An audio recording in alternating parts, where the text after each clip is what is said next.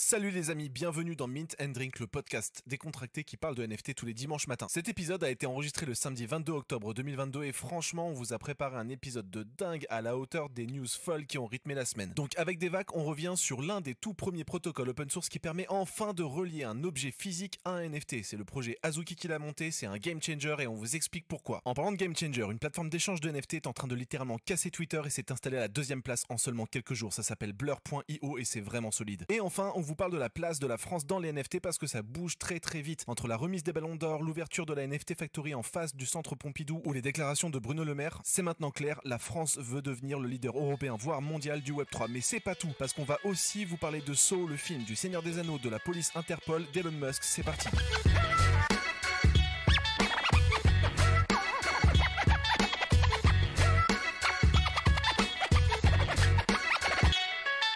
Salut Devac, comment ça va? Ça va et toi? Ouais, ça va, je suis au café perso, donc rien de spécial. On est samedi matin, donc logique. Pareil, samedi matin 9h, café, encore une belle semaine. Encore une belle semaine, c'était une sacrée semaine. On a vu pas mal d'innovations, pas mal de choses passer. Il s'est passé beaucoup de choses dans le milieu des NFT, donc on a hâte de débriefer tous les deux pendant une petite heure. Par quoi on commence? Les volumes? Écoute, le truc c'est que, pour rebondir sur ce que tu viens de dire, chaque semaine je me dis on n'aura pas assez de choses à dire, etc., etc. Et à chaque fois je me dis Ouais. mais en fait on va faire plus qu'une heure. Et en vrai, je pense là cette semaine, avec tout ce qui s'est passé, on va essayer de le tenir en une heure, hein, mais ça va pas être facile. Mais on enchaîne, comme ça on aura le temps de tout couvrir. Déjà on peut regarder le prix de l'Ethereum, parce que je me suis dit ça serait bien aussi de dire à chaque semaine justement où est l'Ethereum en moyenne, parce que c'est voilà, L'Ether est plutôt stable autour des 1300$. On est plutôt pas trop mal. ouais. Voilà, ça baisse un peu, ça monte un peu, mais on est vraiment dans une zone de stabilité. Exactement. Un peu comme, Ouais. comme les stocks en fait. Il n'y a pas de gros changements, mais au moins on va essayer de le remettre à chaque fois, prix de l'Ethereum où on en est, parce que vu que la majorité des NFT aujourd'hui sont sur Ethereum, on peut dire aussi Solana où ça en est. Solana a baissé un petit peu, est passé sur la barre des 30 $. Ah ouais, en effet. Solana, ça baisse un 27. peu, ouais. Mais comme ça, on va parler de les deux grosses cryptos qui backent les NFT, et puis après on partira sur les volumes Grave. de la semaine. Pas trop d'actu au niveau de ces cryptos-là précisément en tant que tels. Voilà, elles continuent leur chemin. Ouais. Moi, ce que je trouve intéressant, j'en avais parlé la dernière fois, c'est qu'on observe un petit début de décorrélation entre les marchés financiers et le cours des cryptos. C'est-à-dire que je crois que c'était plutôt en août où les marchés financiers, la bourse a continué à dégringoler pendant que le Bitcoin et l'Ether stabilisaient en fait à leur niveau qu'on a aujourd'hui, donc autour des 20 000 pour le Bitcoin, autour de 1300 pour l'Ether. Mais le S&P, Donc voilà. là, le S&P commence à remonter, hein, de mémoire. Là, Alors. j'ai vu, ouais, sur les dernières semaines. Oui, il est en train de remonter, là. il y a un rebond maintenant, minute papillon, si tu regardes le chart du S&P Oui. sur 2 ans. Ouais, non, oui, on est loin. La hausse de la semaine dernière, c'est mignon. Hein. Oui, non. De toute façon, il faut toujours dézoomer le contexte. Ouais, faut toujours dézoomer. Donc ouais, je pense que c'est plutôt dû à un rebond technique. Le S&P est venu toucher sa MM200 semaine. Si vous savez pas ce que ça veut dire, je suis désolé. Ouais, je vais pas tout expliquer parce qu'on n'est pas dans une émission de bourse. Et on n'est pas là pour donner des conseils financiers. Mais voilà, c'est un rebond technique maintenant. Tu vois, macro, la troisième guerre mondiale, elle n'est pas encore annulée. Et la Fed, elle a pas encore dit qu'elle allait baisser les taux. Donc niveau macro, moi je vois aucun signal qui annoncerait que ça aille mieux, mais c'est mon avis personnel, peut-être que je me trompe. Je suis aligné, je suis d'accord avec toi. Enfin, il y a rien, il y a aucun signal là qui montre que on va être dans le vert. Ouais. On peut rebondir si tu veux sur les niveau volumes. NFT, du coup, c'est cool. Ouais. C'est cool d'avoir un Ethereum qui est stable parce que du coup, niveau prix des NFT, on s'y retrouve un peu mieux. Parfois, quand l'Ether double en termes de prix et que les collections elles font diviser par 3, on sait pas trop, faut faire le calcul pour comprendre vraiment en dollars ce qui s'est passé. Là, au moins, on a une base stable et on sait que les prix en Ethereum des NFT, ils sont représentatifs de ce qui se passe. C'est pour ça que je voulais rajouter ce petit segment Ethereum, prix de l'Ethereum, parce que du coup, ça joue beaucoup sur le marché des NFT, en fait, surtout pendant le bull market, quand le Ethereum faisait, je sais pas, plus 10 ou plus 15 ou moins 15, moins 10. Et ben en fait, comme tu disais, il faut refaire les calculs sur tes collections NFT pour pouvoir. Parce que le prix des NFT baissait en fait pour avoir un prix en dollars qui était similaire. Surtout les traders, les flippers, ils sont là pour faire du profit et donc du coup, tu dois rehausser ou rabaisser le prix de le floor pour vendre ton truc. Donc là, sur la semaine, on range entre 7 millions et 10 millions Par jour, hein. Par jour, Ça, pardon, c'est ouais, les c'est ça. volumes de dollars par jour échangés. Ouais. Sur Ethereum, donc on était sur un bottom et là on est sur un bottom inférieur quand même. Un bottom. C'est ça, parce que début du mois on était entre 10 millions et 12 millions, là on est entre 7 millions et 10 millions par jour. Donc on Ok. est sur un bottom inférieur, bottom. Alors que sur Solana, pareil, on est aussi sur du bottom, 1 million Ah, c'est 2. pas la teuf, hein. Non, c'est pas la teuf du tout. 1 million 2, 1 million 7, je dirais. Bon, il se passe pas grand chose aussi sur Solana en ce moment. Tant que le Utes il sera pas révélé, je pense qu'il y aura pas grand chose sur Solana parce qu'il n'y a pas d'autres gros projets à Alors, part Youth, celui pas de. révélé, juste on explique rapidement. Hein, les vas-y. Youth, c'est dépendant d'une des plus grosses collections NFT, voire la plus grosse collection NFT de Solana. C'est un peu le Bored Ape de chez Solana. Et donc, du coup, effectivement, cette collection n'a pas encore été révélée. Donc, on ne peut pas voir les items qu'il y a derrière la petite capsule. Ça aura lieu. On ne sait pas quand ça aura lieu, mais ça va mettre du temps. En tout cas, les équipes promettent un truc de ouf. Donc, tout le monde attend ce truc-là en fait pour savoir si les NFT Solana, il y a un futur ou au contraire, si jamais ce reveal est pourri et que ça déçoit tout le monde. Il y avait une petite vidéo Là, justement ça va de être teaser, terrible. c'était cool. Tu l'as vu en plus, où il disait que, Ouais, je l'ai vu, ouais. il se filmait Ouais, un peu en live en disant ouais, il donc faut tout refaire. l'équipe se filmait en train de littéralement supprimer des centaines de visuels différents en se disant non, en fait c'est pas au niveau, c'est pas assez bon, donc on jette tout, on refait tout. Donc c'est pour ça que ça a du retard, c'est parce qu'ils veulent vraiment sortir un truc nickel niveau visuel et ils n'étaient pas assez satisfaits du niveau qu'ils avaient atteint au moment de la sortie. Et sinon, en termes de C'est plateforme. intéressant parce que les mecs sont déter de ouf, quoi. Ouais, non. En plus, les visuels, pour eux, ils n'étaient pas spécialement bien parce qu'ils ont peut-être une vision de leur direction artistique. Quand nous, moi, j'ai regardé les visuels, franchement, ils sont vraiment stylés, tu vois. En vrai, franchement, ils sont. Enfin, après, voilà, c'est hyper subjectif, mais moi, je trouve ça vraiment. Il n'y avait pas vraiment de problème dessus, tu vois. Mais bon, voilà, ils ont leur vision, ils veulent aller un peu plus loin, ils veulent peut-être rajouter plus de détails. Mais bon, voilà. Alors j'ai une autre théorie moi sur le délai des youths. Je me trompe peut-être et Franck en a pas parlé et comme il était transparent, il en aurait parlé si c'était vrai, mais je sais pas, je me demande s'il n'y a pas ça. Les youths tournaient beaucoup autour d'un système de royalty, je sais pas si tu te souviens, où tu peux rajouter des Ouais. traits à ton youth, les supprimer Mm. et faire en sorte que des artistes indépendants puissent eux-mêmes utiliser leur plateforme pour créer des traits, les monétiser et toucher des royalties en fonction de la vente et de l'utilisation de ces traits sur le youth des gens. Donc en gros, par exemple, complètement farfelu, hein, mais Xcopy pourrait créer un trait pour les youths et tu rajoutes, je sais pas, le chapeau Xcopy sur ton truc. Et dans ce cas-là, à chaque fois que tu fais une transaction avec ton chapeau, Xcopy touche des royalties. Et du coup, peut-être que le débat sur les zéro royalties qui a lieu en ce moment est en train de foutre en l'air tout ce concept-là, qui était vraiment au cœur de l'un des concepts phares des youths. Hein. Donc je me demande si ça a pas joué aussi sur le fait de delay le truc en mode putain, tout ce qu'on avait imaginé tombe à l'eau parce que le système des royalties est en train de péricliter. Ok, j'avais pas cette info-là, mais en vrai, ça se peut. Hein. Et je pense Ouais, ils ont un white paper. Tu tapes Youths white paper, tu vas trouver Je regarderai. il y a tout un truc détaillé là-dessus sur le fait de faire créer par des artistes des traits spécifiques. Ok. Bon, de toute façon, il n'y a aucune date annoncée hein, pour l'instant. Non, rien à annoncer. Bon, parenthèse fermée, mais du coup, les volumes sont pas au beau fixe. On va finir avec un mois dans les 300 millions d'échanges sur le mois au global sur les NFT, sachant que le mois dernier, c'était dans les 350 millions. Ouais, bottom. On continue à baisser tranquillement, mais sûrement. Répartition des marketplaces. Là, sur la semaine dernière, OpenSea, je suis à 67 millions, je dirais, de volume échangé.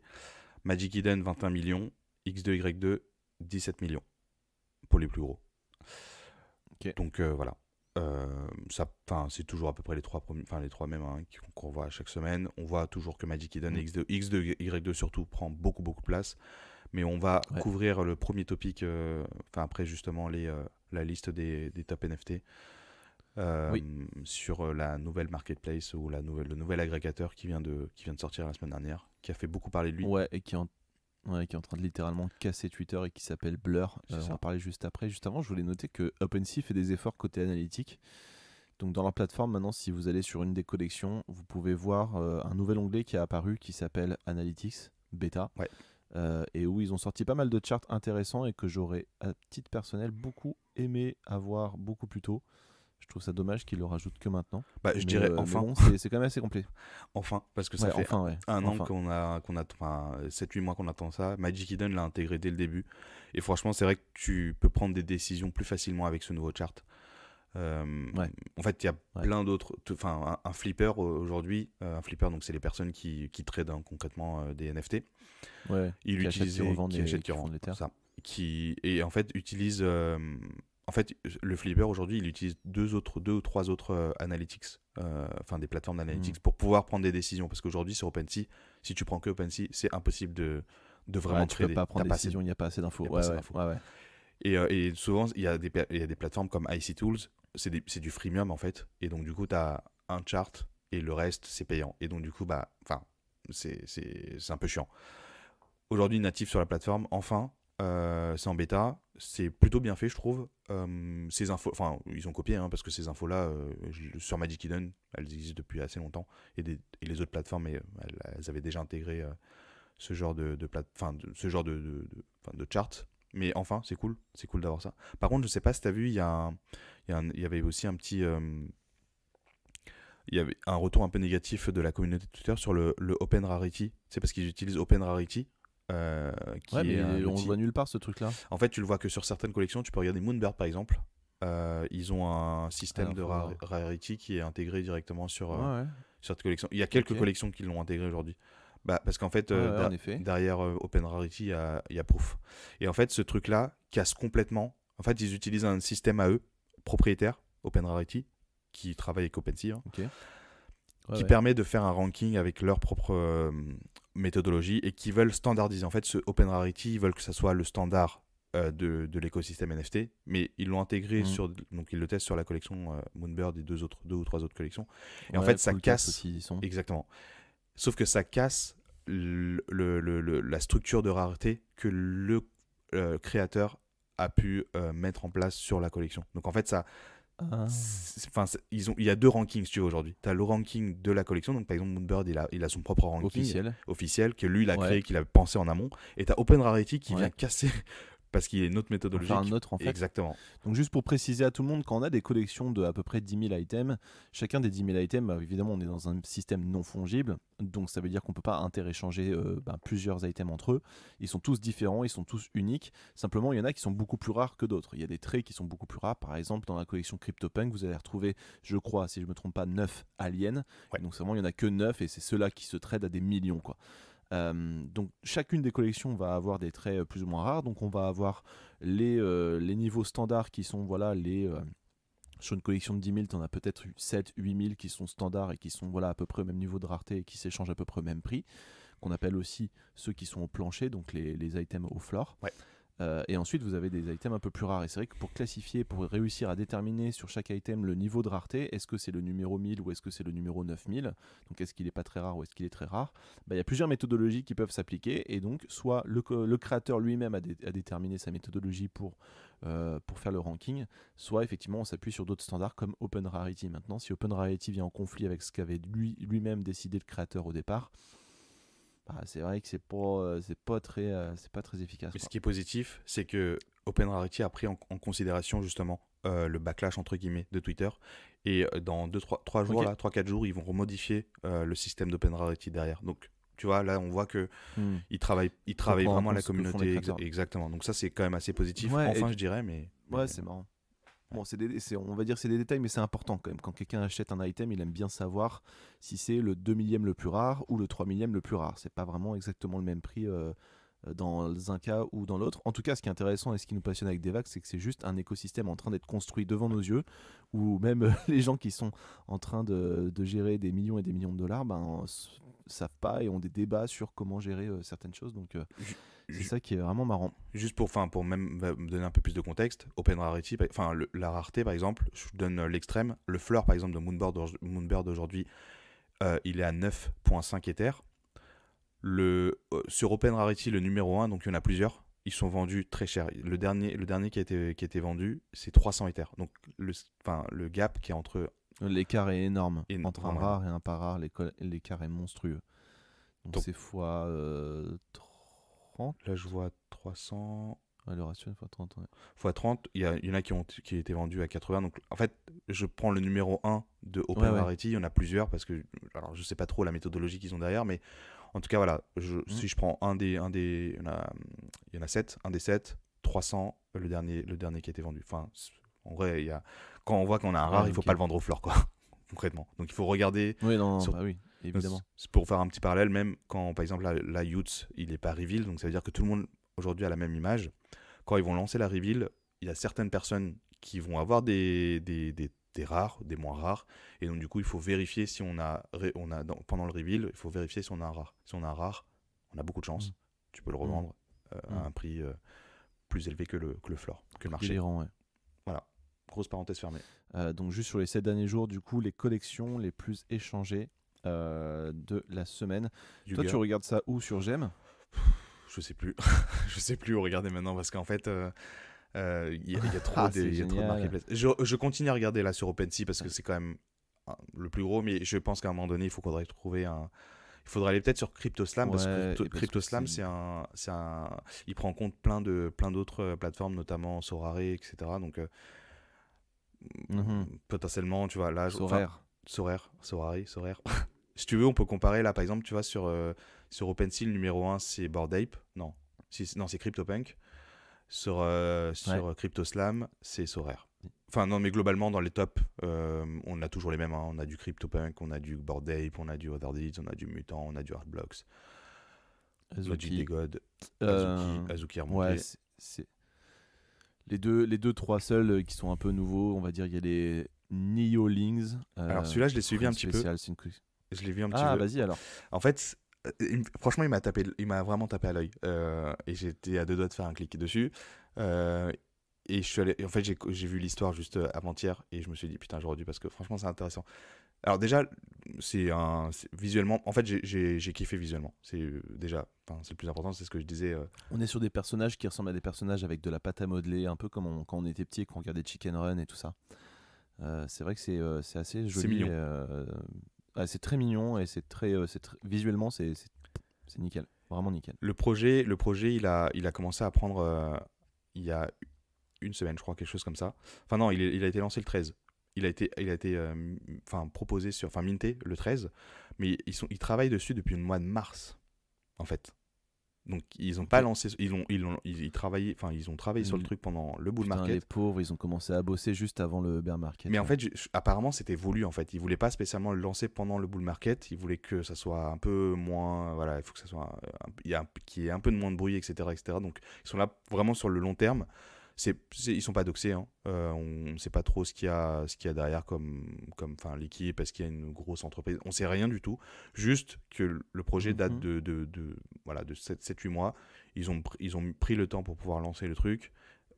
Ils l'ont lancé en Dutch auction où le floor était très très bas, hein, 0,03 à 0,01 et les personnes qui ont bidé à 0,3 ils ont été remboursés du Delta. Okay. D'accord. Et ils ont fait plusieurs tierings, ils ont fait des whitelists, ils ont fait du Dutch auction, etc., etc. Et tu le vois qu'ils sont pas là vraiment. Enfin, j'ai l'impression, hein, ils sont pas là vraiment pour faire du cash. Ils sont là vraiment pour potentiellement créer quelque chose sur le long terme. Tu peux plus en faire dans un marché à 10 millions par jour. Hein. Ouais, de toute façon, en plus, en perdant dans le bear market, voilà. Après, je suis pas trop fan parce qu'il y a pas assez de. C'est ça qui m'a un peu bloqué, c'est que en unique owner, ils sont à 42%. Moi, quand c'est en dessous de 50%, j'ai un peu de mal, j'ai un peu peur. Et il y a quand même 17% qui sont listés, donc il y en a quand même pas mal qui sont là pour trader. Donc il y a 2-3 trucs qui m'ont un peu freiné, mais globalement, je sais pas, visuellement, ça a pris de la valeur, hein, parce que moi, quand j'ai commencé à regarder ce truc-là, il était à 0,05. Pardon, 0,05. Et là, aujourd'hui, il est à 0,19 quasiment. Donc, tu fais un fois 4-5 facilement, quoi. Ouais, c'est ouf. Ouais, en fait, il y a de l'argent. Il y en a qui arrivent à faire de l'argent dans un bear market. Faut juste checker parce que des collections qui arrivent dans le top 10, il y en a régulièrement chaque semaine. On en parle de différentes collections. Et donc là, c'est les NIO cette semaine. Mais ouais, en tout cas, en termes de visuel, c'est vachement sympa. Je regrette qu'il n'y ait pas un peu plus peut-être de fantasy, quoique. Ouais. C'est voulu, hein, que ce soit un peu minimaliste, mais c'est vraiment très, très harmonieux et très plaisant à l'œil, quoi. Ce que je regarde aussi souvent, tu peux vraiment choisir un truc qui te ressemble à toi. Hein. Bah, en fait, c'est exactement ce que j'allais dire. En fait, quand je regarde les PFP, surtout quand c'est une PFP, je regarde dans la couleur de peau, je regarde un peu plus black, tu vois, ou un peu plus foncé. Ouais. Et en fait, là, tu le vois Ouais. pas spécialement. Ils ont un truc tanned, mais la nuance, elle est très, très. Enfin, Ouais, ils en ont pas effet. exagéré le trait, Elle est tu vois, très sur ça. subtile, ouais. Très, très subtil. Non. Et donc, du coup, bon, c'est pas grave, hein, mais en tout cas, visuellement, j'ai trouvé ça hyper beau. Ça me faisait penser un peu à Invisible Friends. Du Parenthèse. coup, les Nioh sont très sympas et c'est vrai qu'on pourrait se tâter, ouais. Ça va se Bon. retasser un petit peu le floor, je pense. Ouais, je pense aussi, de toute façon, il faut pas l'acheter quand ça est en train de pumper. Je vais quand ça redescendra un peu. Si j'en trouve un stylé, que j'aime bien, parce que du coup, il y en a quand même 7000. Et en plus, ça aussi, j'aimais bien parce qu'il y en avait 7000, tu vois, il y en a un peu moins que.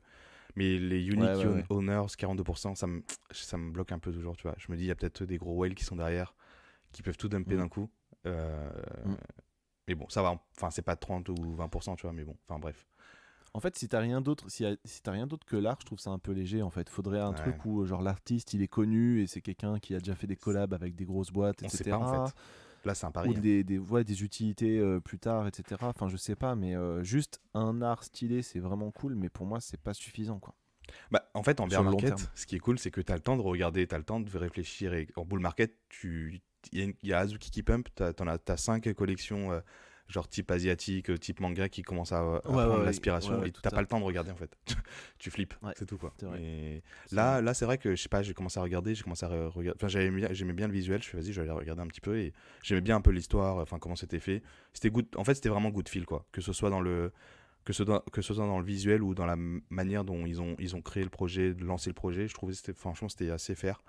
Mais bon, enfin, il y a 2-3 trucs il y avait 2-3 red flags pour moi, mais enfin, après, on va voir, hein, je vais attendre un petit peu. Ça fait qu'une semaine que c'est live, donc on va pas juger tout de suite, mais c'est mignon. C'est quoi tes red flags perso pour ce qui concerne quand tu veux acheter un NFT? Qu'est-ce qui fait que vraiment genre un seul facteur qui te dirait ok non c'est mort jamais j'achète ça quoi. Moi déjà l'équipe c'est c'est sûr. Red flags L'équipe c'est sûr.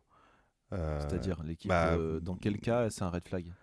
En vrai tu vois, bon, après c'est un orange flag, mais tu vois Azuki, Zagabond j'ai vraiment du mal tu vois, parce que ok donc les mecs qui ont déjà organisé ce qu'on appelle des rug pulls, c'est-à-dire en gros des arnaques. Mais à côté, je dis orange flag parce qu'ils créent pas mal de choses. Je trouve franchement ils sont très très innovants. On va en parler juste après parce qu'on a un gros topic sur Azuki, parce qu'ils ont lancé un gros projet qui est bien pour la communauté, mais tu vois quand il y a un truc comme ça, quand il y a une info sur une des personnes de la team qui a fait des trucs comme ça, enfin moi je trouve c'est un red flag direct. Ou je sais pas, tu vois, j'avais vu des collections où les mecs ouvertement ils disaient qu'ils étaient là pour faire de la thune, tu vois, et là enfin direct red flag. Mais après je veux dire niveau analytics, red flag pour moi c'est unique honneur, ça c'est red flag direct. Si on n'a pas assez de unique, moi je dirais qu'il faut au moins, enfin le sweet spot je dirais c'est 60-70%, mais ça c'est rare, hein. Mais entre là, 50 et 60. on parle du nombre de portefeuilles uniques qui possèdent l'unique collection, parce qu'en fait, pour vous expliquer rapidement, les collections où tu as, je sais pas, 80% des collections qui sont de la collection qui appartient à la même personne, clairement, ça va pas, parce qu'il faut une distribution qui soit quand même un minimum diluée et qu'il y ait beaucoup de gens dans la communauté. C'est décentralisé, entre guillemets, on revient au même point, tu vois. C'est centralisé, exactement. Moonbird, ils sont à 66%, tu vois, par exemple. Mais ouais, d'accord, ok. Si t'as que 1000 personnes qui possèdent 10 000 PFP, ça fait que 10%, c'est pas cool quoi. Donc là, quand tu dis 66% par exemple, ça veut dire que les 10 000 sont possédés par au moins 6600 portefeuilles différents. C'est la distribution de tes NFT. Donc ok, toi c'est important pour toi de savoir que y a beaucoup d'owners quoi. Bah ouais, parce que si le mec il dump, s'il y a 2-3 personnes surtout les whales, souvent ils s'entendent parce qu'ils se connaissent plus ou moins bien. Ils s'entendent sur de la vente. Ils parlent tous les jours ensemble sur Telegram, hein, ça c'est un fait. Hein. Et on l'a vu, de toute façon, on l'a pas cité encore, mais sur nftgo.io, on traque on regarde justement le mouvement des whales, et là sur les derniers mois, donc ça représente 17% du marché les whales, et il y en a 1400. Donc s'ils s'entendent, il y en a plusieurs qui s'entendent. En fait, ouais, t'as 10 personnes qui ont des millions et des millions d'Ethereum dans leur portefeuille qui peuvent se mettre d'accord et décider du bon fonctionnement d'une collection ou d'une autre, et ça c'est très dangereux. Mais ces gens-là seront attrapés un jour ou l'autre quand il y aura les tu vois, les outils techniques pour permettre aux régulateurs d'analyser tout ça en quelques secondes et de voir toutes les transactions qui ont eu lieu sur 2 ans en quelques secondes et de se rendre compte de certaines choses. à leur place, je me ferais du souci parce que comme tout est public et comme tout est transparent sur la blockchain, ça va forcément un jour ou l'autre revenir comme un boomerang et ils vont pouvoir mettre le doigt sur des comportements qui étaient très louches et qui sont clairement du délit d'initié organisé, quoi. Allez, on arrête la grosse parenthèse. Tu veux qu'on parle d'Azuki? Tu veux qu'on enchaîne sur Azuki du coup? Non, mais si tu veux, on peut faire le Blur parce qu'on c'est un gros sujet, je pense. Ouais. Donc depuis le début de la semaine, on voit fleurir sur Twitter plein de messages de la part de plein de gens différents, notamment des gens hyper influents dans le milieu des NFT, expliquer qu'ils sont super contents d'avoir récolté leur boîte sur Blur. Et donc je vois passer plein de trucs comme ça. Ouais, j'ai mes boîtes sur Blur. Ouais, et je me dis, mais attends, qu'est-ce que c'est que ce truc? Pourquoi il y a autant de gens hyper importants qui d'un coup là en quelques heures sont super contents de récupérer des boîtes sur Blur? Donc je me dis, attends, je vais pas passer à côté du truc, qu'est-ce qui se passe, tout ça? Et donc je creuse. Donc j'ai pris le temps de diguer pour vous. J'ai passé pas mal de temps cette semaine pour comprendre de quoi il s'agissait et j'ai compris de quoi il s'agissait. Donc c'est une nouvelle marketplace qui était en bêta jusqu'à maintenant, en bêta privée uniquement pour des gens qui étaient influents dans le milieu. Donc je pense que pas mal de gros collectionneurs utilisaient déjà Blur, mais c'était une bêta fermée et elle est devenue publique du coup cette bêta depuis le début de semaine. Donc c'est une nouvelle marketplace. Maintenant, qu'est-ce qu'elle apporte cette marketplace? Eh bien, elle apporte beaucoup plus de fonctionnalités, c'est-à-dire qu'on a des statistiques qui sont beaucoup plus détaillées et on a des fonctionnalités comme par exemple acheter plusieurs NFT d'un coup, d'un seul. Et elle apporte aussi surtout une rapidité d'exécution qu'on n'a jamais vue avant sur les marketplaces. C'est-à-dire que pour faire en sorte de valider une transaction et d'acheter définitivement un NFT, ça prend beaucoup moins de temps dessus que sur d'autres marketplaces. On ne sait pas vraiment comment ça marche pour l'instant, mais ils vont bientôt publier le détail de comment ils font sur GitHub, et donc bientôt on saura comment ils arrivent à faire cette prouesse. Donc en gros, c'est une marketplace un peu plus dédiée aux professionnels ou aux gens qui tradent, qui sont très habitués à trader des NFT, qui a la particularité d'être beaucoup plus détaillé niveau analytics et d'être beaucoup plus rapide niveau exécution. Une fois qu'on a dit ça, on en est où? Donc j'ai écouté le space parce que il y a eu un space entre le fondateur de cette marketplace qui s'appelle Blur, donc blur.io, et Zeneca, donc l'un des plus gros influenceurs NFT. Et Zeneca d'ailleurs est dans la team ce projet-là, donc ouais. et dans la team consultant de ce projet-là. Et en fait, ça a été créé par des ingénieurs du MIT. Donc c'est pas les derniers. Enfin, c'est pas des idiots. Ouais. Et ça fait 7-8 mois qu'ils sont déjà dessus. Donc Ouais, ils ont commencé en janvier. Donc les mecs ont créé une boîte déjà en 2018 ensemble, qu'ils ont vendue fin 2021. Début 2022, ils se mettent à fond là-dedans parce qu'ils sont à fond dans les NFT déjà depuis 4 ans. Et ils se disent, c'est simple en fait. Il y a pas mal de marketplaces qui existent pour les gens comme toi et moi, hein, comme Devac et moi, qui sont de simples amateurs. Mais pour ceux dont c'est le métier quasiment de trader des NFT, il n'y a pas un truc de professionnel pour faire ça au quotidien. Et donc c'est ça qu'ils avaient envie de créer. Le système, il fonctionne autour de plusieurs trucs qui sont un peu game changing, on va dire, par rapport à ce que faisaient les autres collections avant. Le premier que j'ai envie de citer, qui est super intéressant, c'est qu'ils veulent à terme faire en sorte que Blur appartienne en majorité à ses utilisateurs. Ouais. Et ça, c'est cool. C'est-à-dire que, je vais répéter la même chose, mais différemment, plus de 50% du fonctionnement de Blur sera décidé, opéré, contrôlé par ses utilisateurs. Et comment ils font ça? En fait, ce qu'ils font, c'est que ils ont créé un token. On ne sait pas comment il va s'appeler pour l'instant, mais un token qui est distribué aux utilisateurs de Blur en fonction de l'utilisation qui est faite de cette plateforme. Et donc, plus on utilise la plateforme Blur pour trader des NFT, et plus on va être récompensé avec des tokens de gouvernance qui vont nous aider à voter sur les prochains développements de la plateforme, les prochains produits que va développer la plateforme, et ainsi de suite. Donc c'est vraiment un truc qu'ils veulent volontairement collaboratif, participatif, etc. C'est sous forme de DAO, c'est cool. En fait, c'est ça, hein. Sous forme de DAO. Okay. Donc, ce qui est cool parce que j'ai écouté dans le space du coup, Pacman, l'un des créateurs de Blur, disait qu'il voulait vraiment prendre tout ce que permettait de faire le Web3 qui n'est pas possible de le faire ailleurs, c'est-à-dire du coup le côté participatif, DAO, gouvernance, et donc de l'apporter à une marketplace, quoi. Il ne comprend pas pourquoi depuis le début les marketplaces ne sont pas contrôlés, opérés en partie au moins par les utilisateurs. Et je trouve ça évidemment très cool parce que si on parle de décentralisation, de désintermédiation, etc., et c'est vraiment ça la promesse du Web3, c'est vrai qu'en fait on n'y a jamais pensé, Devac et moi, mais pourquoi du coup on participe pas et on n'est pas en train de contrôler en partie OpenSea, Gem, X2DY2, Magic Eden, etc. quoi. Ouais. Qui sont en fin de compte des marketplaces qui sont très, très centralisés quoi. Et donc du coup ils ont réussi à relier ce sujet de la décentralisation avec le sujet des royalties. Parce qu'ils se sont dit, ok, comment on peut tacler le souci des royalties dont on a parlé dans l'épisode 15 juste avant avec Devac. Et ils se sont dit, en fait, ce qu'on va faire, c'est que si jamais vous payez des royalties, eh ben, on va vous récompenser. Si vous voulez pas en payer, fine, n'en payez pas et c'est votre choix. Donc ça vous appartient. Maintenant, si vous en payez, si vous décidez d'appliquer les royalties du créateur, eh ben, on vous donne des récompenses. Et donc l'idée, je pense, à terme, c'est de dropper des tokens aux gens qui payent des royalties, qui vont leur apporter un droit de vote. Plus ils ont du coup des tokens, plus ils vont avoir des droits de vote pour décider des projets futurs et de ce qui se passe sur Blur. Donc, méga résumé, plus vous payez des royalties, plus vous avez le droit de dire comment va évoluer la plateforme Blur.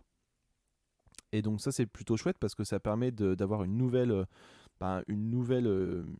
idée, une nouvelle innovation sur comment résoudre le souci des royalties et de la décentralisation sur les marketplaces, etc. Donc du coup, quand on s'enregistre aujourd'hui sur Blur, ce qui se passe, c'est que vous devez connecter votre wallet pour accéder à la plateforme. Si vous ne connectez pas votre wallet, vous avez accès à rien. Donc ça incite vraiment les gens à s'y mettre. Et une fois que vous connectez votre portefeuille, l'outil va analyser tout ce que vous avez fait sur les 6 derniers mois en termes d'échange de NFT, d'achat, de revente de NFT. Plus vous avez tradé sur les 6 derniers mois, plus vous allez être récompensé avec des boîtes. Et donc il y a des boîtes, il y a 3 niveaux de boîtes, il y a des uncommon, il y a des rares et il y a des légendaires. Et donc du coup, vous allez récupérer ces boîtes-là. Quand vous allez les ouvrir, c'est pas encore dispo, mais ce sera dispo en janvier. Donc en janvier, vous pourrez ouvrir vos boîtes. À l'intérieur, il y aura des tokens de gouvernance qui seront certainement, du coup, qui donneront des droits différents en fonction de si c'est uncommon, si c'est rare ou si c'est légendaire. Donc voilà, je ne vais pas détailler après les différentes phases qu'il y a parce qu'on n'est pas là pour ça, mais en gros c'est plutôt cool. Vous enregistrez sur la plateforme, gratuitement vous recevez des boîtes avec dedans des tokens de gouvernance que vous pourrez choper en janvier. Et donc à terme, l'idée c'est que plus vous tradez sur la plateforme, plus vous aurez un droit de vote sur l'évolution de la plateforme. Je ne sais pas si j'ai bien résumé. C'est parfait. C'est parfait. Cool. T'avais chopé toutes ces infos ou t'avais pas trop suivi? J'avais quelques trucs et je vais compléter après avec des trucs un peu plus techniques, mais je trouve que, il y a un truc que je voulais dire aussi, mais je trouve que ils ont vraiment bien timé le marché, quoi. Il est exceptionnel, le time to market. Parce que le timing, il est exceptionnel. On parle des royalties, c'est un débat qui est touchy, aujourd'hui on n'a pas vraiment de solution parce qu'on peut pas renforcer les royalties sur la blockchain, donc en fait les marketplaces ont le pouvoir. Eux, ils arrivent avec une solution qui est un peu win-win pour les traders, pour les collectionneurs, et ils arrivent avec cette promesse-là potentiellement à satisfaire les deux parties qu'on a besoin aujourd'hui en fait dans l'écosystème, et un créateur de projet, il a besoin de ces deux parties-là aujourd'hui. Et donc je trouve que c'est un truc qui va pas forcer, qui va laisser le choix, qui est community first aussi, parce que la communauté permet aussi de prendre les décisions sur la... En fait, on arrive vraiment sur cette promesse blockchain, décentralisation, etc. Et on ne sait pas, hein, parce que de toute façon, ça va être en je pense que ça va être en bêta tout le temps, parce qu'il y a tout le temps des choses à changer. Ouais, ils ont prévu d'ajouter tellement de trucs. Par exemple, pour l'instant, c'est que Ethereum, donc t'as pas tout. Il y a pas les trades de SudoSwap apparaissent pas dans la plateforme, mais c'est un agrégateur, donc tu vois vraiment tout ce qui se passe. Et je vois le compte Twitter aussi qui tweet régulièrement le fait que ça y est, le floor est sur Blur, donc c'est-à-dire que l'item le moins cher, par exemple des Clonex, maintenant il est plus sur OpenSea, il est sur Blur, et donc du coup ça va inciter les traders à venir sur Blur aussi, quoi.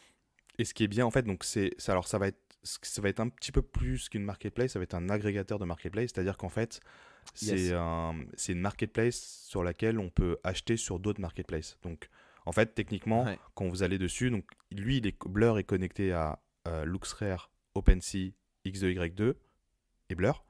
Et en fait, quand vous allez faire un achat, une transaction, vous allez signer des contrats. Donc là, vous dites, en fait, je vais acheter. Si la personne a listé, je sais pas, un Moonbird sur plusieurs marketplaces, et en fait, lui, il va aller chercher la marketplace sur laquelle tu vas acheter le truc, et tu vas signer le contrat sur la marketplace directement, en passant par Blur, et en profitant justement de tous les avantages qu'il y a sur Blur. Et donc du coup, ça c'est intéressant, parce que du coup on a une vision un peu plus, enfin c'est pas 360 parce qu'il y a d'autres marketplaces qui sont pas encore aujourd'hui intégrés, mais on a une vision un peu plus agnostique un peu sur les différentes marketplaces. Donc on n'achète pas spécialement une collection sur une marketplace, mais on va regarder la collection en tant que telle. Peut-être qu'elle est moins chère sur certaines places de marché, et donc du coup tu peux prendre une décision plus facilement par rapport à ça. Elle a levé 14 millions.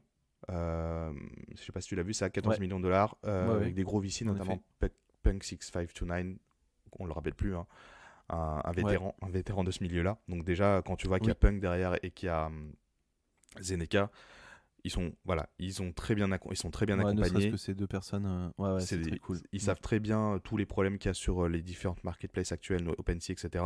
Et ils arrivent avec un truc qui répond à un besoin qui est très clair aujourd'hui pour la communauté, par la communauté, pour la communauté. La plateforme, globalement, elle est très smooth, ça charge en 2 secondes, genre les visuels, c'est tellement agréable. Tout est super rapide, il y a beaucoup de détails. T'en penses quoi du visuel, toi? Alors, c'est exactement ce que j'allais dire. Je trouve ça super intéressant et je trouve ça génial. Je trouve ça génial parce qu'en plus, j'ai vu des tweets passer récemment en mode, mais attends, mais pourquoi en fait sur le Web3, c'est toujours la même police, les mêmes visuels avec des dégradés, tu vois, violet vers rose. La police, tu sais, hyper étirée, là, c'est la Syndicate. Si vous regardez Police Syndicate sur Google, vous allez tout de suite reconnaître le truc. Donc c'est vrai que ça commence à être vraiment relou d'avoir toujours les mêmes visuels. Et là, on a un truc qui change, qui est rétro, qui est orange, qui est noir, qui est pas très beau en soi, mais en fait qui donne un aspect un peu plus professionnel. Je sais pas si tu vois, mais il y a un effet un peu néon qui est fait dès qu'il y a de la couleur. Je trouve ça assez marrant aussi. Je vois, il y a des petits trucs qui sont pixelisés. Enfin, c'est... En soi, on peut pas dire que c'est un truc joli, mais ça a au moins une personnalité qui est très différente de ce qu'on voit sur le Web3, et je trouve que ça fait du bien de voir d'autres couleurs que du rose et du violet, et d'autres polices que du Syndicate, quoi, clairement. Moi, le seul truc dont j'ai peur, c'est que ça soit encore plus compliqué pour... En fait, c'est vraiment la cible... C'est volontaire. C'est volontaire. La cible, c'est les pros, c'est les mecs qui trade tout le temps. Ouais, ils veulent pas, ils sont pas là pour onboarder les prochains millions d'utilisateurs, quoi. Ils sont là pour les hardcore users de NFT et pour leur donner une plateforme où ils n'ont pas besoin d'aller dans plein d'onglets différents pour checker d'un côté les analytics, d'un côté les prix, etc., quoi. Là, il y a tout dedans et t'as plus besoin que d'une seule plateforme. Enfin, Ethereum ne va pas mourir à cause de Blur. Il va juste perdre un peu plus de parts de marché, c'est sûr, parce que il y a de plus en plus de concurrents qui arrivent avec des solutions très très solide. Non, tu parles de OpenSea, pardon, OpenSea. Oui, ouais. Ethereum, non, il va pas mourir. Mais OpenSea non plus. Mais en fait, ça peut faire très mal à OpenSea parce qu'aujourd'hui, en bear market, qui c'est qui reste en fait à trader? C'est plutôt les hardcore traders, tu vois. C'est pas les. Et donc du coup, aujourd'hui, c'est là où elle est, où il faut focus l'attention, etc. Donc c'est plutôt cool. Qu'est-ce que je voulais dire d'autre? T'as vu que tu peux, il y a en dessous, quand tu vas sur une collection, en bas à droite, t'as un espèce de balai, et genre t'as un petit curseur, et en fait tu peux balayer la collection, c'est-à-dire en fait ramasser le floor. Ah ouais. Et genre en 2 secondes, quoi. Tu vas sur n'importe quelle collection, tu vois en bas il y a un petit balai avec un curseur, et en fait plus tu déplaces le curseur, plus tu ajoutes d'items dans ta collection, et tu peux d'un coup, tu vois, pas déplacer ton curseur à 15, et en un seul bouton, paf, t'achètes les 15 moins chers de toute la collection. Et ça c'est pas mal ça. Il faut sniper, hein. C'est pour les gros truc, snipers, ça. C'est pour les baleines, c'est pour les whales, ça, c'est pour les gens qui sont prêts à acheter. Tu vois, les whalings par exemple, avec 2 Ethers, tu t'en achètes une vingtaine. Donc plutôt que sur, tu vois, OpenSea, il faut cliquer un à un sur chacun des items pour les acheter un à un, les 20. Là, t'as juste à déplacer le curseur, l'amener à 20, t'appuies sur un bouton, pouf, c'est terminé. T'as les 20. Ah ouais. En plus, t'as le graphe à côté, floor depth. C'est pas mal ça. En plus, t'as le graphe à côté qui s'update, c'est vraiment marrant, tu vois. Ouais, tu le sens vraiment que c'est bien fait, quoi. C'est vraiment bien fait pour les traders, quoi. Et le système Ouais, d'airdrop aussi, ça attire du monde, hein, pour faire lancer la plateforme. Ouais, l'airdrop, c'est vraiment ce qu'il y a.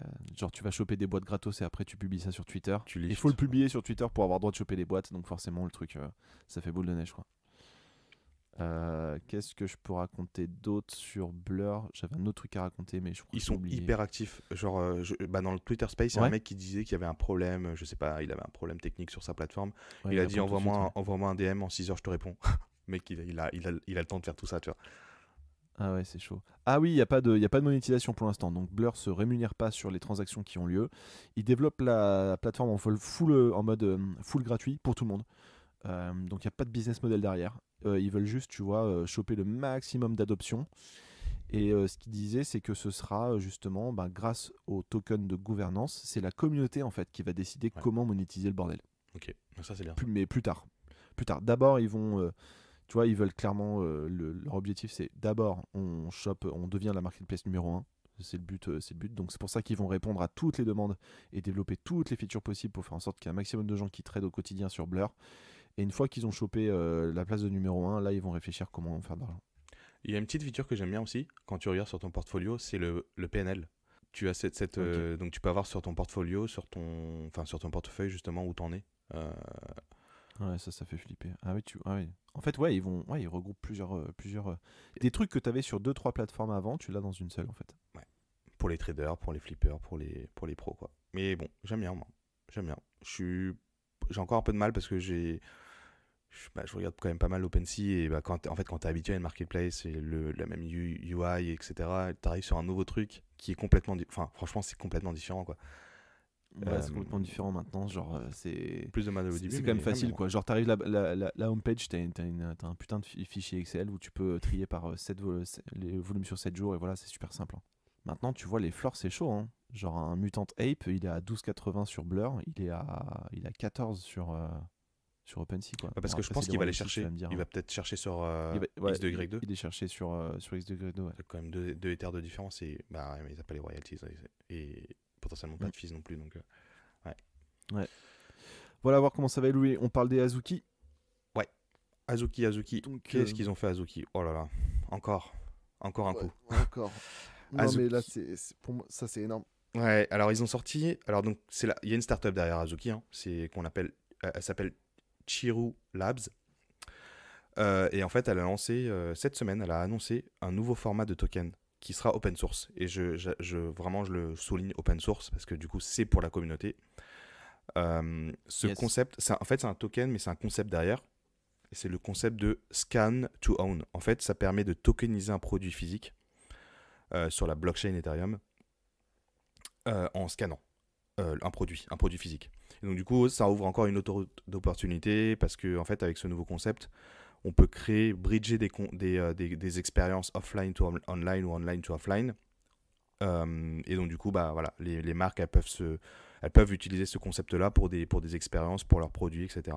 En fait, concrètement, c'est quoi? C'est juste une puce NFC qui est sur le produit. Et en fait, cette puce NFC, elle est linkée à la blockchain Ethereum. Et donc, du coup, dès qu'on scanne, et on peut minter le token et l'encrypter sur la blockchain Ethereum.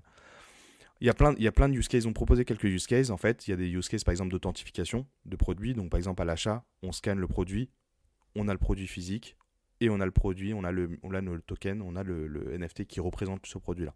Et on l'a justement en un clic ou en un scan, on l'a directement sur notre wallet.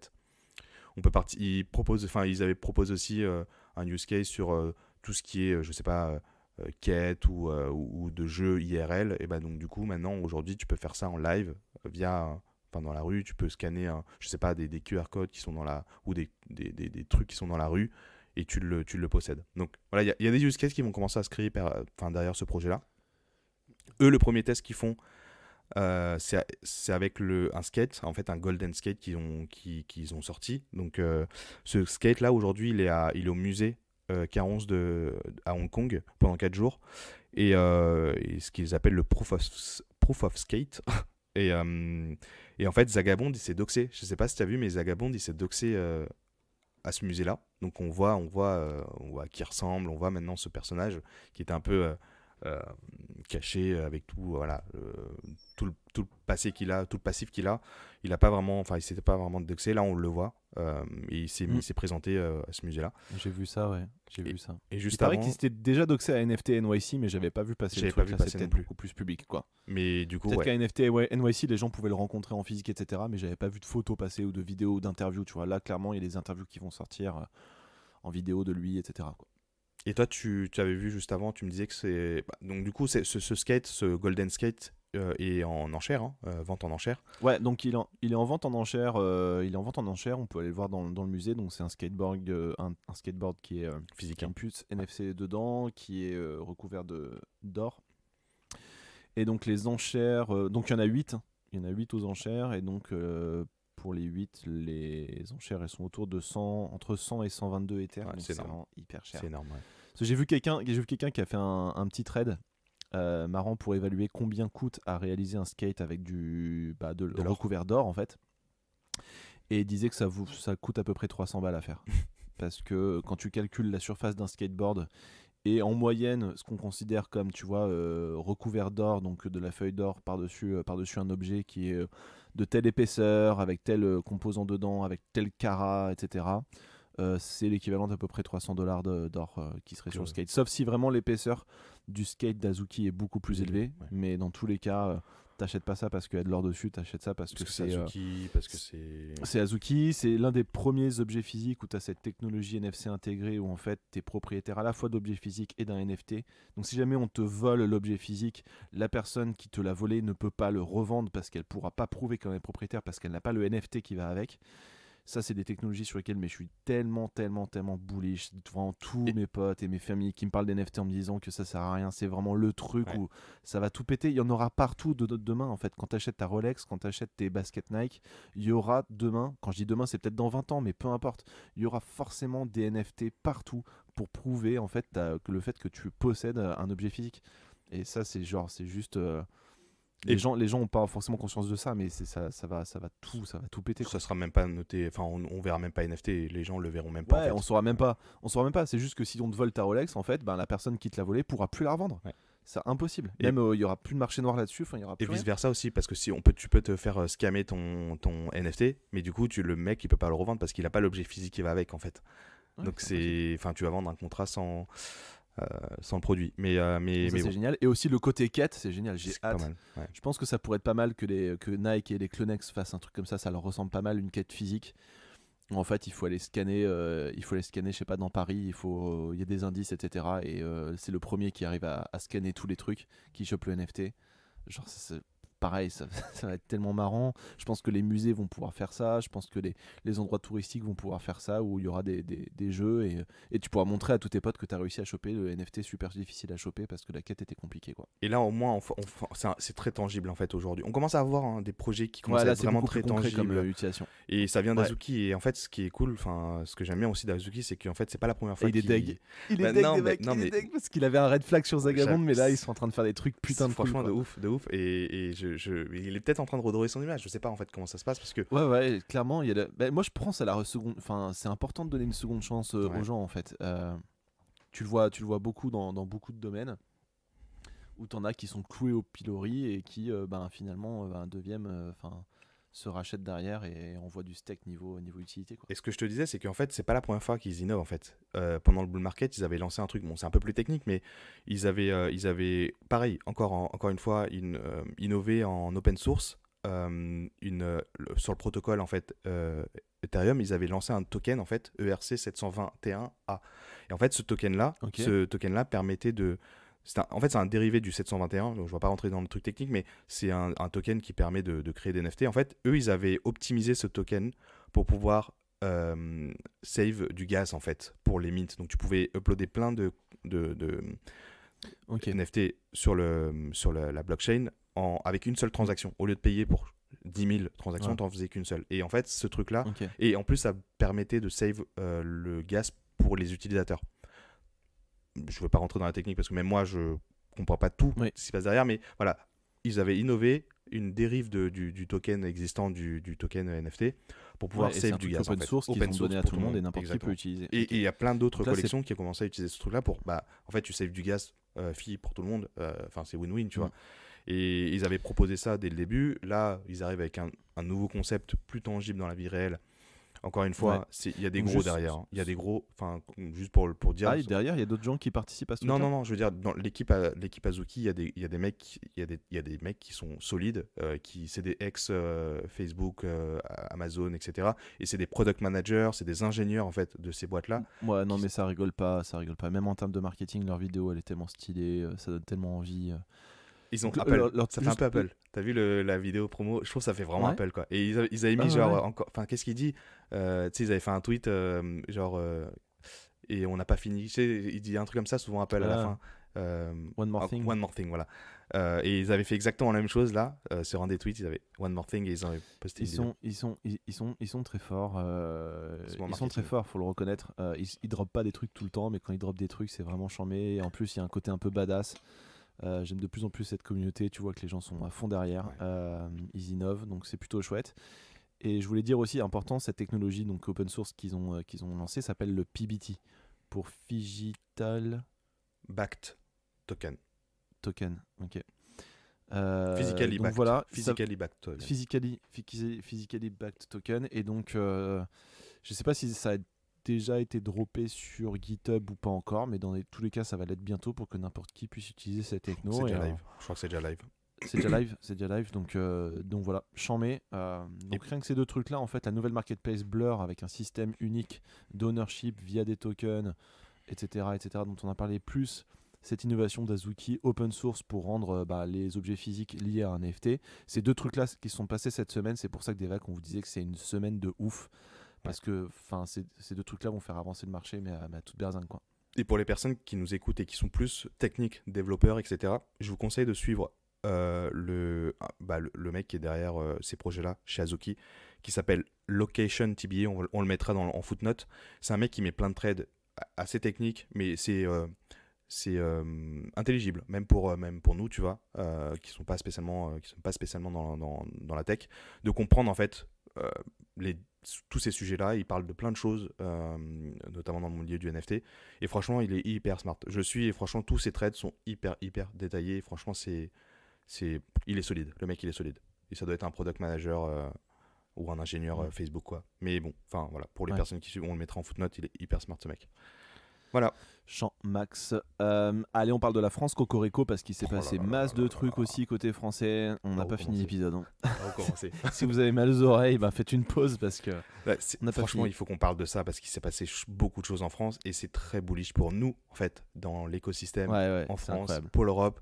Et vas-y, alors juste disclaimer quand même, on est quand même très loin derrière les US. Faut quand même rester à notre place et pas penser à aucun moment qu'on peut vraiment détrôner les US, y compris dans le Web 3, où entre Gary Vee, Azuki, Yuga Labs, tous ces trucs-là, ils nous défoncent. Mais Paris devient le centre de l'Europe des NFT et du Web 3. Et du Web 3, crypto, DeFi, enfin tout ce qui s'ensuit. Vas-y, commence si tu veux. La NFT Factory qui est ouvert, on commence par ça. Vas-y. Donc c'est le premier lieu physique dédié aux NFT au monde en fait, mais qui a été co-créé par tout l'écosystème d'une ville. Il y en a qui ont déjà été créés aux États-Unis, des espaces dédiés aux NFT, mais je crois que ça avait par exemple. Ouais. Mais en général, c'est créé par une entité, donc soit un musée, soit une collection. Il y a Quantum Art aussi, qui est un peu l'équivalent d'Artblocks, mais pour de la photographie. C'est fait par Justin Aversano. C'est un des photographes qui a fait Twin Flames. Justin Aversano. Ouais. Donc ils ont déjà un espace qui a été créé à LA et ils veulent en créer plusieurs autres. D'ailleurs, tu peux choper le token de la ville en question pour avoir accès à l'espace privé, etc. Donc ils vont peut-être en lancer un à Londres courant 2023. Mais du coup, plusieurs personnes d'un écosystème qui créent ensemble un lieu physique, collaboratif et commun dédié au NFT, c'est une grande première mondiale. Donc il y a 50 Audi, on va dire, donc 50 personnes très influentes du milieu des NFT et du Web3 en général parisien. Il y a peut-être aussi des étrangers dedans qui ont participé à la création de ce truc-là. Et en gros, c'est un mix entre une galerie d'art, un endroit où il va y avoir des événements, des conférences autour des NFT. Si je comprends bien, ce sera tous les jeudis soirs. Il y aura des choses, des apéros, des trucs auxquels on peut participer. Il y a un espace privé pour les gens qui ont le token. Donc le token, il y en a 1000. Il vaut en ce moment un peu plus de 500 balles. Donc il trade, il est monté très vite. C'est un NFT du coup. Il est monté très vite, il a été minté à 0,2. Il est maintenant à 0,5 en vente. Avec un petit visuel qui a été créé par Obvious, donc un collectif d'artistes je savais pas. génératifs. Okay. Ouais, c'est eux qui ont créé le token. Alors c'est marrant parce que si je te l'avais dit il y a 2 mois et tu m'avais dit la même réflexion, tu me dis je savais pas. Mais c'est Obvious qui a créé le token, qui a créé le NFT. Pour vous donner une idée, Obvious ils sont en train de faire des designs pour les Alpines, les voitures de Renault. Donc ils sont en train de créer des skins pour les Alpines, etc. Donc c'est vraiment des artistes IA et d'art génératif assez stylés à Paris. Bref, du coup, un espace voilà, multipolaire. Vous pouvez aussi amener votre famille pour les aider à minter leur premier NFT ou à créer leur premier NFT ou à acheter leur premier NFT. Donc voilà, c'est un espace multipurpose autour des NFT qui est créé juste en face du Palais Beaubourg en plus. Donc pourquoi j'ai dit Palais Beaubourg? C'est Beaubourg, Ouais, ça s'appelle juste c'est Beaubourg. Beaubourg, ouais. Centre Pompidou, Beaubourg, ouais. Et l'inauguration, c'était lundi dernier. Il y a eu une visite surprise du ministre délégué du numérique qui était présent, Jean-Noël Barrot, qui a fait un speech pour affirmer justement la position et les ambitions de la France en fait sur le Web3. Donc concrètement, voilà, la France ou Paris, ça va être the place to be. Justement sur tous ces sujets, c'est ce que tu disais au début. En fait, pour aller au-delà de ça, c'est que j'avais lu un truc de The Big Whale qui disait qu'en fait la France c'est le seul pays où le gouvernement a pris autant de positions et qui est autant positif, mais publiquement en fait. Donc ils affirment ça. Enfin, la suite de la news, ça va être aussi, on parle de Bruno Le Maire qui veut aussi revoir les règles de taxes en France pour la crypto en 2023. Et il veut faire justement la France le hub de la blockchain en fait.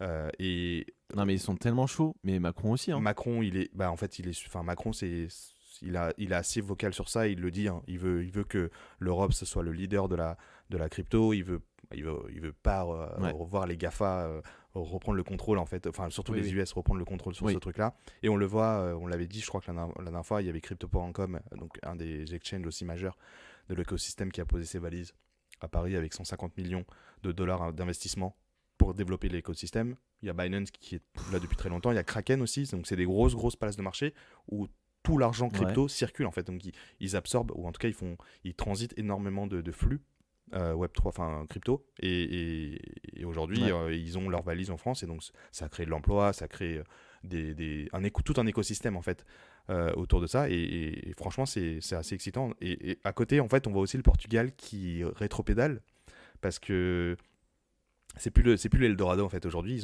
ils ont commencé à taxer, alors qu'avant il y a quelques mois encore c'était 0% de taxes sur les gains crypto et Web3 ou NFT, etc. Aujourd'hui, ils vont réimposer. Donc, bon, on voit que le Portugal rétropédale. Moi, je connais pas trop derrière pourquoi, mais l'Allemagne est très favorable aussi à ça. Donc voilà, tout ça pour vous dire que la France, ça commence à être un vrai. Ce qui se passe là-dessus, ouais. Et il y a un autre point aussi, je sais pas si tu as vu, le secteur des NFT va être soutenu avec des fonds publics aussi. Ça va a été annoncé. Mais alors, ça va pas être avec vos impôts ou nos impôts. Hein, ils vont pas mettre de l'argent, utiliser votre argent pour créer ce qu'il disait The Big Whale, utiliser votre argent pour créer des singes, des JPEG de singes. Ça va être surtout en fait pour la France. En fait, ils ont un projet de France 2030 où les entreprises peuvent candidater pour déposer des projets assez innovants et potentiellement aller récupérer un peu de fonds pour des projets Web3 notamment. Ok, génial. Et après, on a les ballons d'or. Benzema a récupéré son trophée aussi en NFT avec un ledger en or. Exactement. Donc voilà, il faut savoir que chacun des footballeurs et footballeuses aussi peut-être qui ont été récompensés lors de cette cérémonie ont chopé leur ballon d'or physique, mais aussi une clé ledger avec leur ballon d'or sur la blockchain en NFT avec. Et donc c'était un bon coup de promo je pense pour Ledger, hein, il y a dû avoir des accords là-dessus. Mais toujours est-il que voilà, c'est sympa de voir ce genre de truc arriver, quoi. Cette émission est diffusée dans 200 pays. Cette émission, la remise du Ballon d'Or, 200 pays. Donc l'exposition de Ledger, elle est juste énorme. Et ils ont, encore une fois, tu vois, Ledger, ça va tomber dans le nom, comment on appelle ça, nom public, non, c'est ça, nom commun, nom public. Et en fait, voilà, avec les Ledger aujourd'hui, ça va être, en fait, tu vas dire un Ledger, c'est comme Kleenex, c'est comme le réfrigérateur, un frigo, exactement. Mais Génial. bon, très bullish sur ça. Tout ça pour vous dire que si vous écoutez ce podcast, on est encore qu'au début, et qu'il y a une traction autour de la France en fait. Ça attire des talents, ça attire d'autres entreprises à investir, et donc du coup c'est assez excitant de voir tout ça se passer. Franchement, même dans mon réseau pro perso, etc., toutes les semaines je vois des nouvelles personnes rentrer petit à petit qui lancent des trucs Web3, etc. Donc c'est très marrant. On va certainement se retrouver en physique prochainement à la NFT Factory un jeudi soir, etc. Moi aujourd'hui, j'essaierai d'y passer dès que je peux. Cet après-midi. Toi tu y vas aujourd'hui, tu vas aller dire bonjour aux gens avec ta petite casquette Mint and Drink. Et la donc pub. du coup, trop chouette. On parle rapidement des news d'après. Yes. Tu veux nous parler de Saw? Ouais, Le je sais film pas si tu as vu ce site, donc tu peux aller regarder internet.game/Saw. Il n'y a pas grand chose, mais apparemment ça va être un jeu. Donc Saw, hein, on parle bien du film Saw, D'horreur. SAW. Ouais. Et en fait, il y a rien. C'est juste, je suis tombé sur ce site, il y a un trailer juste. Et donc du coup, ils ont un partenariat avec avec Solana notamment, Magic Eden, Autograph, GameStop pour lancer quelque chose autour de Saw. Il n'y a pas grand chose, mais voilà. Ça va être un jeu vidéo, je pense, Web3. Mutant Ape Yacht Club NFT. Tu peux avoir ton nom qui apparaît dans le prochain Saw. Ah bah Oh voilà. là, Doodles NFT. Ah, ils vont faire une collab avec Mutant, mais non. Oh là là là là là là, ça a l'air marrant. Il y a marqué Doodles NFT. T'imagines? Nintendo Switch. J'ai pas trouvé grand Ok, chose. c'est moi. très mystérieux, mais ok. À Ils vont suivre. sortir des trucs. Bah du coup, lié au film, il y a aussi Lord of the Rings qui a Ah, sorti un truc. J'ai putain. vu beaucoup de backlash sur Twitter. Ah ouais? Parce qu'en fait, c'est des bonus DVD quoi. Ouais, j'ai un peu, Donc j'ai un- t'achètes. j'ai un peu T'achètes creusé un- moi, ce truc-là. Ah bah vas-y alors. T'as peut-être plus Euh, creusé que moi. Ouais, en fait, ce qu'ils veulent faire, en fait, au-delà de créer ce projet-là, donc c'est un pilote hein, pour eux, pour Warner Bros. Ils veulent lancer ce qu'ils appellent le Warner Bros. Movieverse et Seigneur des Anneaux, donc la communauté des Anneaux, donc c'est le premier volet du thriller, enfin du trilogie, pardon. C'est ça que je cherchais. La trilogie des Seigneurs des Anneaux, donc ils ont commencé à faire ça avec la communauté de l'anneau, donc c'est le numéro 1, qui est sorti en 2001, 2002, 2003, quelque chose comme ça, début de ce siècle. Et ce qu'ils veulent faire, c'est qu'ils veulent faire une expérience avec le monde des NFT. Donc, ce qu'ils veulent faire, c'est que dès que tu achètes un NFT, tu peux avoir accès à des, comme tu disais, à des je perds le nom. Scènes qui n'ont pas été diffusées, etc., etc. Ouais. Mais il y a une expérience. Et tous ces trucs-là. Parce que, en fait, sur le site, tu peux parcourir le site et tu as une espèce d'expérience où tu peux vivre le lieu. Tu as l'impression que c'est un peu un métaverse, entre guillemets. On peut en 3D et tu peux aller récupérer des parties de films qui n'ont pas été diffusés, etc. Tu as des photos backstage, etc., etc. Donc, c'est vraiment une expérience autour de ce film-là, Du de trucs qui n'ont pas été premier diffusés. Seigneur des Anneaux quoi. Et du premier Ouais. Seigneur des Anneaux. Il y a 8 heures de bonus hein, derrière, hein, sur le truc. Ouah, c'est chaud. Ouais, c'est quand même énorme. Hein, quand même. Et c'est des trucs inédits. Hein. Inédit. Ça n'a jamais été sorti. Donc il y a 2 collections. Une collection de 10 000 avec 30. Une collection de 10 000 à $30 pièce. Et la Epic Collection, il y en a 999 et c'est $100 pièce. Ils ont leur propre marketplace où tu peux trader, acheter et revendre. Acheter avec une carte de crédit parce que du coup en fait ils ont complètement cassé la barrière technologique et c'est ce que je voulais dire que je suis assez bullish parce qu'en fait ils ont réussi à justement casser cette barrière pour onboarder plus de gens en fait et c'est ça encore une fois on parle toujours de ça de casser de rendre le truc très accessible à tout le monde et en fait avec l'un des plus gros IP de Warner Bros ils ont créé une expérience token gated donc ça veut dire qu'il faut avoir un token pour pouvoir vivre ces expériences casser cette barrière technologique, déstigmatiser un peu la blockchain. Et donc, du coup, bah, voilà, tu as l'expérience, tu n'as pas besoin d'aller sur OpenSea, etc. Sur le site Warner Bros. Web 3. Exactement. En fait, tu crées ton propre wallet dessus. C'est un wallet privé, entre guillemets. Ils sont associés à une boîte, en fait, pour faire tout le montage. Et voilà. Donc, l'idée, c'est, voilà, ils veulent faire. En fait, demain, ce qu'ils veulent faire, Warner Bros., c'est que ils veulent sortir ce genre de collection en même temps que le film pour avoir justement une expérience Web3 avec le film. Donc du coup, tu peux revivre. Voilà. Et donc là, ils le testent avec... Ils expérimentent et... Ouais, c'est ça. Ouais, ils testent. Ils testent avec un film qui est déjà sorti il y a 20 ans, tu vois, avec des trucs qu'ils ont pu sortir pour valoriser un peu le film. Et voilà. Et sur la marketplace, ça se traite bien. Hein. Franchement, c'est pas mal listé. Enfin, il y a des gens qui sont. Après, voilà, c'est peut-être pas la communauté Twitter NFT, mais il y a des gens qui sont peut-être fans de Seigneur des Anneaux qui veulent potentiellement participer à ça. Ok, génial. Et ce qui est bullish, ça avec attention. C'est qu'il y a d'autres. Enfin, faut savoir que c'est pas les premiers à avoir fait ce genre de truc. T'as Batman aussi avec The Bat Call qui a sorti un truc il y a quelques mois. Il y a la Fox aussi qui a créé quelque chose qui permettrait aux holders de participer à la création d'un show. Je sais plus c'est quoi le nom du show, mais la Fox a lancé justement, tu fais participer la communauté sur la direction artistique d'un show. Et t'as Hopkins qui a sorti, on avait parlé de ce truc-là, donc Anthony Hopkins qui avait sorti sa collection et que ça a plutôt bien fonctionné en vrai. Les gens étaient assez bullish et franchement, même les visuels sont assez beaux. Hein. Franchement, c'est pas mal. PFP qui était assez stylé.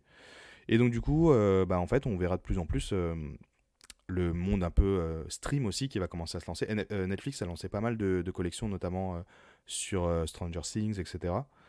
Et là, la question que je te pose aussi autour de ça, c'est est-ce que le crowdfunding, parce que c'était une méthode qui existait depuis quelques années, notamment dans l'art ou dans l'entertainment, est-ce que c'est mort en fait aujourd'hui?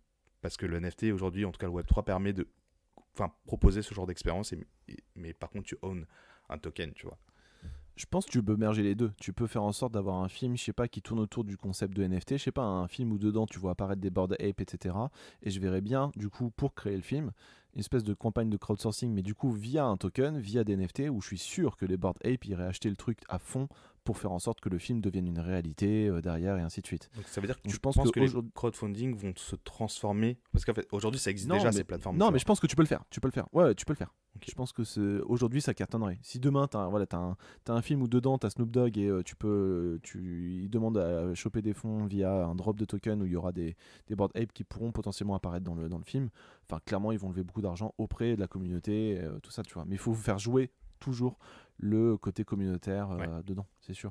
Les Azuki feraient pareil. Enfin, ils seraient tous hyper bullish et ils iraient tous mettre des sous dans le truc, quoi. En fait, ça permettra, toi, d'être pas spécialement passif devant un film. Tu peux être actif, en fait. Parce que tu vas pouvoir participer, engager avec le film ou le show. Voter, faire apparaître ton personnage. Ouais. On va faire rapidement, parce que là, il reste... Bon, on commence à dépasser un peu le rapidement. temps. J'ai vu... Splat by Devotion. J'en parle vas-y, rapidement, vas-y.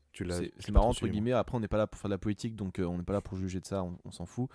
Mais t'as vu les activistes qui ont jeté un pot de tomate sur le Van Gogh la semaine dernière pour protester contre le côté la pollution, etc. Et donc du coup, tu as Andrew Wang, qui est l'un des plus gros collectionneurs de Cool Cat, enfin qui a le Cool Cat le plus rare, donc il est très connu, un des influenceurs crypto et NFT les plus influents, qui a sorti une collection NFT qui était en fait une canette de une conserve de tomates. Donc il y en a 1000, tu pouvais l'acheter à l'époque, et elle est montée à 0,5 cette semaine-là, elle est à 0,1. Et donc du coup, quand tu prends cette canette de tomates, tu peux venir la fusionner avec le NFT de ton choix, même si ça t'appartient pas. Donc par exemple, tu peux prendre, je sais pas moi, le CryptoPunk qui s'est vendu le plus cher. Tu peux venir appliquer ta canette de tomates à ce CryptoPunk et paf, ça te génère un nouvel NFT que tu possèdes avec le CryptoPunk, le CryptoPunk en l'occurrence, taché avec une énorme tache en fait de tomates. Et donc du coup derrière tu peux revendre cet item. Voilà, c'est rien de révolutionnaire, mais ça montre un petit peu des mécaniques rigolotes sur le fait de rendre interopérables plusieurs NFT entre eux, et puis le côté humoristique qui joue sur l'actualité. Je trouvais ça assez marrant. C'est surtout le truc un peu innovant, hein, de se dire que tu peux fusionner de NFT. Enfin, je sais pas comment c'est fait, mais techniquement sur Unchained, en fait. Gucci avait déjà fait ça. Après, il fallait posséder le NFT en l'occurrence pour réussir à fusionner les deux. Là, t'as même pas besoin de. T'as pas besoin de posséder le NFT là. Ah oui, donc tu peux. Non, tu peux aller. En fait, c'est le même concept que les deux activistes qui sont allés dans le musée pour aller renverser un truc sur un truc qui leur appartenait pas. Donc là, c'est la même idée. C'est tu peux prendre Punk 6592. Tu peux prendre son truc et puis venir lui renverser de la tomate dessus, quoi. C'est l'idée. Bon, c'est marrant.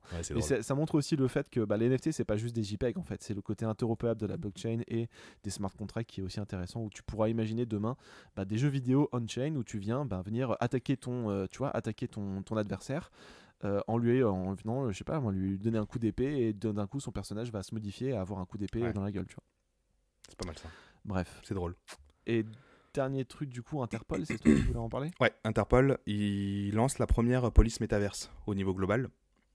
En fait, il y a plusieurs trucs. Ils lancent leur propre métaverse déjà, pour notamment avoir faire des formations. C'est un petit endroit genre dans le métaverse où ils ont créé un petit, on va dire une petite pièce où tu peux faire pour faire des formations immersives un peu, faire du recrutement, onboarder les étudiants, etc., etc. Donc ça va être un peu à l'image de Carrefour qui avait fait ça aussi, tu sais, ils avaient fait des recrutements aussi sur leur propre terrain Sandbox. Là ils vont faire pareil, formation et et recrutement. Et il lance aussi une police dans le métaverse pour lutter contre le crime en ligne, en fait. Et on voit que, en fait, plus il y a de gens dans ces nouveaux mondes, en fait, plus il y aura d'activités malveillantes. Et donc, du coup, en fait, c'est corrélé, naturellement, tu vois. Et donc, du coup, maintenant, ils veulent aussi proactivement apparaître là-dessus. Donc, je sais pas comment ça va être, comment ça va se manifester, mais en tout cas, ils lancent cette police métaverse. Donc, il y a eu des scandales à un moment donné, des attouchements sur des avatars, etc. Je sais pas si tu te souviens de ce truc-là. Oui, j'ai vu passer ça vite fait. Ouais, j'ai vu passer ça vite fait. Il y a quelques mois, mais du coup, aujourd'hui, ça va être potentiellement puni. Il vaut mieux qu'ils s'y mêlent tôt plutôt que tard, parce qu'on sait jamais ce qui peut se passer. Ouais. Ok, marrant, sympa. Et le dernier petit truc, c'est, je sais pas si tu as vu, mais Elon Musk, il va racheter Twitter, mais il va surtout licencier 75% des effectifs de Twitter. Apparemment, il a annoncé ça. Ou en tout cas, ça a été annoncé mais par... je savais pas si c'était une connerie ou si c'était vrai. C'est sorti par le Huffington Post, donc je sais pas si c'est... Enfin voilà, je dis la source, mais en tout cas, c'est chaud. Ça représente 5600 employés, donc je pense qu'il a une roadmap sur ce projet-là, et il veut refaire un truc genre upside down complet. Bon, ça fait chier quand même pour les employés de Twitter, mais bon. De ouf, mais maintenant, si l'objectif c'est de tout refaire et de rendre quelque chose pas très efficace beaucoup plus, on voit Twitter a un potentiel monstrueux, notamment dans notre milieu, avec les Spaces, etc. C'est loin. Et c'est vrai que c'est sous-exploité, quoi. On en a parlé rapidement dans l'épisode 14, mais il faut savoir qu'Elon Musk a des ambitions très très fortes sur ce truc-là. Je vous invite à écouter notre épisode 14 où on explique un peu plus pourquoi c'est pas juste racheter Twitter pour faire le beau. Derrière, il y a un vrai gros projet qui s'appelle X.com et je pense que ça va être un gros projet pour Musk, quoi. Top. Bon, on va se couper là. Merci à tous. Merci de nous avoir écoutés. Merci à toi, Paul. Si vous êtes toujours là, avouez, vous avez kiffé, donc mettez-nous 5 étoiles là où vous nous écoutez et n'hésitez pas à nous suivre sur Twitter, Instagram et via notre newsletter. Tous les liens sont dans la description de l'épisode. Allez, merci pour votre fidélité et à la semaine prochaine. Compatible to that of a go by. Load up the info cause I'm sure to blow the whole spot. Find him at night and invite him to the finest live performance up in orthodoxy. Follow as I globe try. So hot under the light of the stage. That's what my worries away into a puddle of what I've been running from. Let's just intensify the atmosphere a little more. I have the mic so my controller wants to see your hands raised.